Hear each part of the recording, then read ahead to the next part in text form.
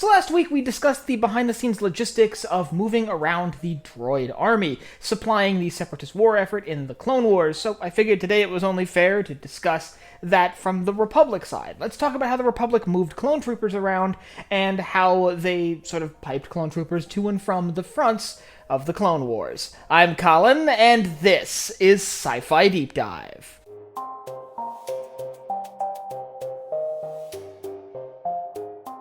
Remember, if you enjoyed this video, to head down below and hit that subscribe button. So, I know all of this may seem very obvious. We see a lot more of the clone army on screen than of the droid army, so it might seem like an easy question. How did they move clone troopers around? Simple, Venators and Acclimators. But I think there's a little bit more complex of a system to this, and the clones have an entirely separate logistic network that needs to be maintained for them that is simply unnecessary for the droids. So let's just dive right in, and we'll start with moving the clone troops themselves around the galaxy. So unlike the droids, which were manufactured in factories all across Separatist space, all of the clones came from a single source, the cloning facilities on Kamino, who cranked out the entirety of the clone army. In fact, most of it was done before the conflict even began, as clones took a very long time to be completed, to be mature and ready for combat. That means that the Republic needed a logistic network that centered around Kamino and moving goods to and from the world, moving goods and soldiers. So let's start with the sort of general aspects of how they would move clone troopers around, and I'm sure all of this is a little bit obvious, so I'll breeze through this. So the clones would be bred and housed on Kamino until they're ready to be deployed, at which point they would be loaded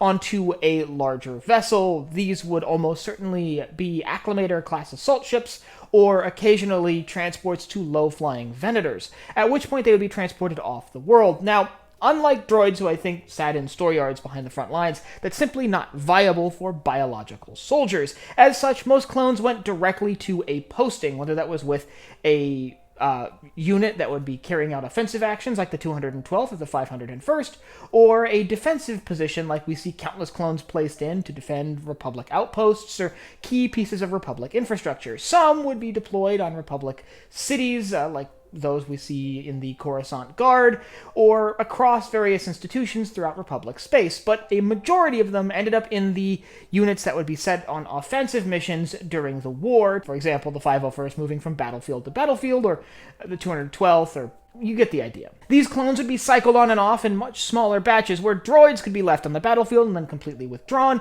Once the combat was over, clones had biological needs, things like a need for rest and relaxation, so clones would regularly be rotated off of the front and sent back to Coruscant or other locations behind the front lines for a little bit of R&R, where they could relax and take a break from the war before being sent back to combat. And this has advantages both for morale and for the physical health of your soldiers. Getting them away from combat, even for short periods of time, gives them time to sort of rejuvenate and recoup a bit of their strength for when they're sent back into the fray. And this is how the process would go for most clone troopers. They're raised on Kamino, they're transferred through to usually a large transport, like an Acclimator-class assault ship that would carry them to wherever they're supposed to be. They'd spend the rest of their military career hopping from ship to ship and planet to planet with their entire unit as they're deployed as needed.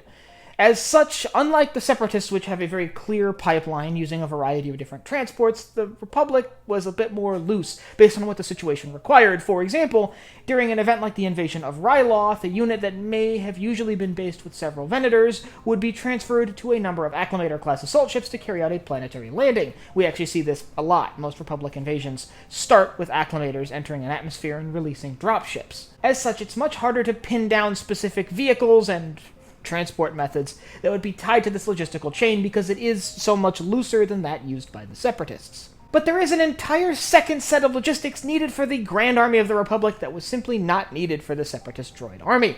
And that's because the Grand Army of the Republic are biological creatures. They need food and the raw resources of life, things that battle droids simply don't need. So the Republic needed an entire secondary pipeline to move food and medical supplies to the front lines, which required an entire second set of logistical networks. Now, we don't see that network quite as prominently as we see the movement of troops, and there's likely some reasons for that. I think it's fairly likely that as you get closer to the front lines, those networks kind of become one and the same. As things like medical supplies and food are delivered to the front, they're likely done so in Venators and Acclimators, Republic military warships. It just makes the most sense. They're going to be the best defended, and they're going to and from the front anyway. Especially things like Acclimators, which, as the war dragged on, proved themselves to be basically non-functional in space combat and really only designed for transporting troops and cargo, which, once again, this is transporting cargo. But behind that, I believe a lot of this was actually handled by civilian transports.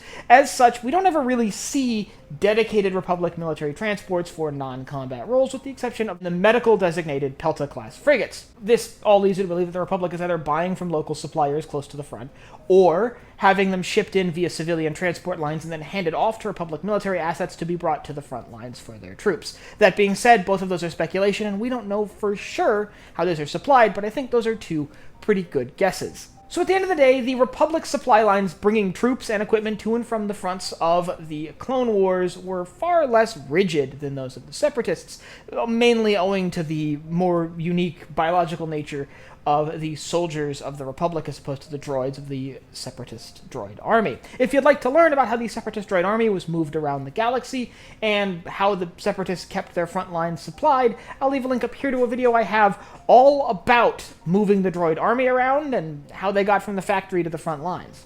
And I'd like to know down in the comments where you think the Republic supplies came from. Do you think they were purchased from local suppliers or shipped in from across the galaxy on civilian transports? Or do you think there are Republic military transports that filled completely logistical roles that we just never see on screen? And if you have anything else you'd like to see me cover in Star Wars or anywhere else in science fiction, you can let me know down below in the comments. Last but not least, if you enjoyed this video, head down below, hit the like button, the subscribe button, and the bell icon so you get notified when I upload new videos. So for Sci-Fi Deep Dive, I'm Colin, and I will see you next time.